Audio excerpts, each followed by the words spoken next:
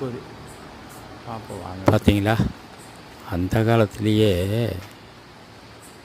பிரச்சார வாகனம் பிரச்சாரம் செய்கிறதுக்காண்டியே பெரியாருடைய ஒரு வண்டியை ஏற்பாடு பண்ணியிருக்காங்க. பிரச்சார வாகனம். அந்த வண்டி தான் நீங்கள் பார்த்துக்கிட்டீங்க. எல்லா சௌகரியமே இருக்குது. உங்களுக்கு என்ன பெட்டு வேணுமோ, உட்காரணுமா, டாய்லெட் எல்லாமே இருக்குது.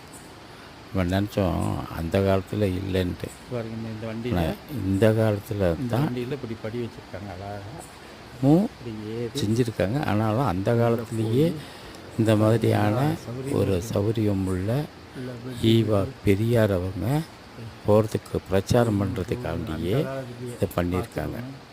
இதை பார்த்தவங்க லைக் பண்ணுங்கள், ஷேர் பண்ணுங்கள், சப்ஸ்கிரைப் பண்ணுங்கள், மறக்காமல் பெல் பட்டன் அமைங்க. இதெல்லாம் உங்களுக்காக வேண்டிய வேலை பண்ணிக்கிட்டு போய் நம்ம எடுத்து உங்களுக்கு தெரியப்படுத்துகிறேன். அதனால் கட்டாயம் சப்ஸ்கிரைப் பண்ணுங்கள், ஷேர்